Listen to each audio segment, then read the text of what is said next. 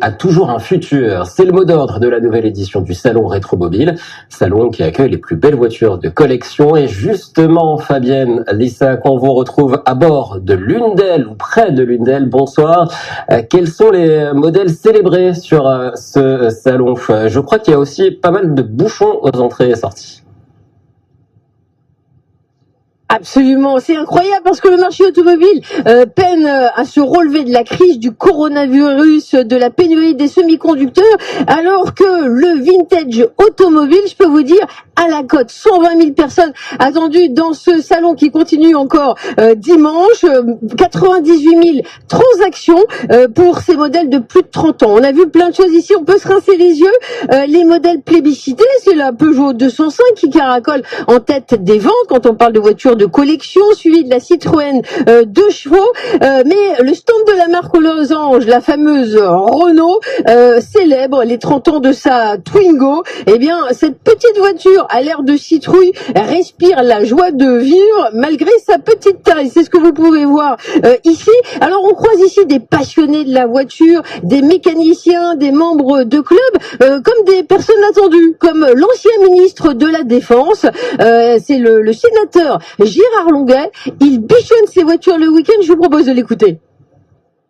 Oui, par exemple, régler un 6 cylindres de Bentley. J'ai une Bentley qui appartenait à un ministre des Affaires étrangères anglais, le 53, et j'ai mis un temps fou avant de régler cylindre par cylindre, et l'allumage et la carburation, avant de découvrir qu'il y avait une pièce du carburateur SU qui était cassée. Mais ça, c'est le côté enquête policière du mécanicien, trouver l'origine.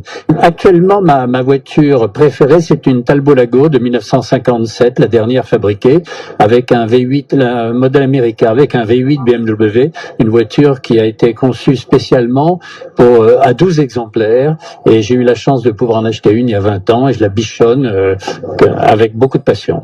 Alors Fabienne, des enchères sont également organisées tous les jours. Avons-nous, Fabienne, vous et moi, les moyens de nous offrir l'un de ces bijoux? Est-ce réservé seulement à une catégorie plus aisée de la population? Vous, certainement, vous pouvez vous les offrir, Christopher. La maison Arcurial, effectivement, a un catalogue à faire saliver les collectionneurs. 230 voitures, c'est parti pour une transaction de 80 millions.